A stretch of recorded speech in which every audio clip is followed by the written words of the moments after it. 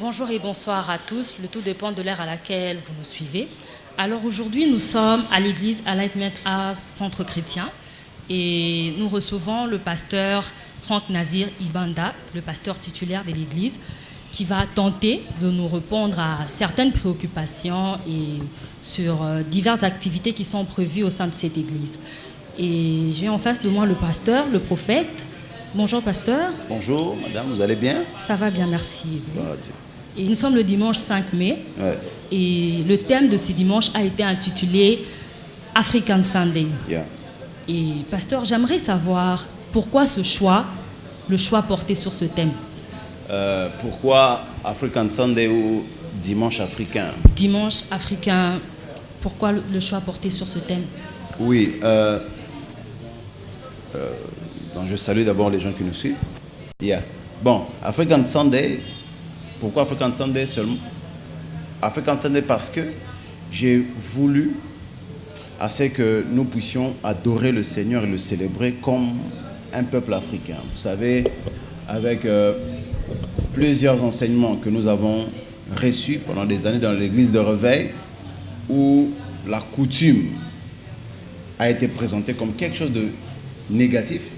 C'est vrai que dans la coutume, il y a beaucoup de choses liées à la sorcellerie et tout ça. Mais donner nos vies à Christ n'ôte pas notre culture. C'est par rapport à cela que j'ai voulu que nous puissions célébrer le Seigneur spécialement comme des Africains. La Bible déclare par exemple dans Apocalypse 5, le verset 9, la Bible déclare, il chantait un cantique nouveau en disant, tu es digne de prendre le livre et d'en ouvrir les sceaux, car tu as été immolé et tu as racheté pour Dieu par ton sang des peuples de toute tribu, de toute langue, de tout peuple et de toute nation. Nous ne pouvons pas célébrer Dieu comme les Juifs, nous ne sommes pas Juifs. Nous ne pouvons pas célébrer Dieu comme les Français, nous ne sommes pas Français.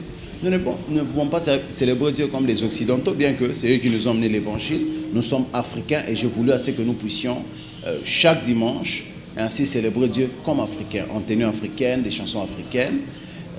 C'est un peu ça l'idée derrière. Donc il s'agit de mettre en exergue, en avant, la culture africaine, si oui, c'est ça? Oui, en train d'adorer le Seigneur. Pour adorer le Seigneur. Oui. Mais pasteur, est-ce une innovation ou bien vous avez déjà eu à voir ce type de dimanche ailleurs? D'où vous êtes venu cette inspiration? Bon, déjà, j'ai évolué dans un milieu de musiciens.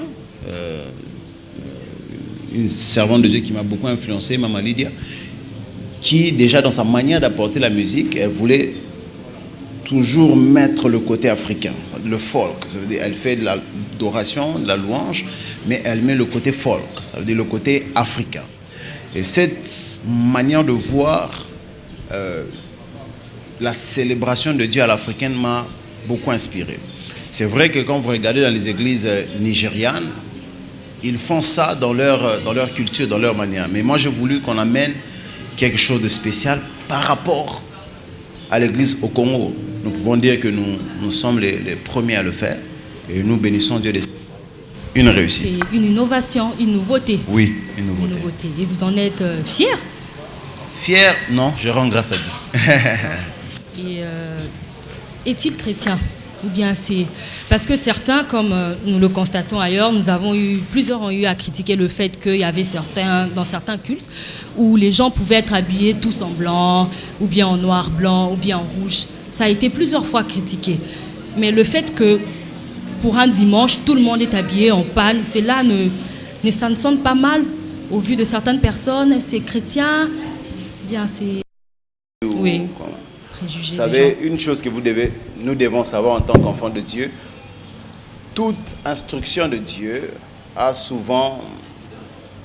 pousse souvent les gens à critiquer. Imaginez un jour un jeune homme qu'on appelait Jésus, qui dit à un aveugle, il dit, bon, je vais guérir cet aveugle, il prend la salive, il met de l'argile, il fait une pâte, avec sa salive, il applique sur les yeux d'un aveugle et puis après l'aveugle voit. Imaginez aujourd'hui un pasteur faire ça. Ça sera critiqué. Ça veut dire que il ne faut pas s'attarder à critiquer. Ils sont habillés en rouge, en blanc. Nous ne savons pas, premièrement, ce que Dieu a dit au pasteur. Il y a le Saint-Esprit, le chef de l'Église, il a ses instructions. Il peut dire, je veux faire X chose, je veux que telle chose soit faite. Ce que le Saint-Esprit veut, ce qu'il nous demande de faire, ça c'est en parlant de l'instruction, ne peut pas être toujours bien reçu par tout le monde. Non. Ça veut dire quand vous marchez avec Dieu, être critiqué, vous serez critiqué. Donc ça, ce n'est pas un problème. Mais par rapport à African Sunday, ce n'est pas une affaire d'instruction que Dieu m'a demandé. Non, j'ai voulu juste célébrer le Seigneur en tant qu'Africain. J'ai voulu juste qu'on puisse, dans notre culture, louer le Seigneur en tant qu'Africain. Je ne sais pas si je me fais bien capter. Effectivement, ça se fait. Donc c'est l'idée derrière. Ça n'a rien à voir avec... Si les gens vont critiquer, les gens vont critiquer.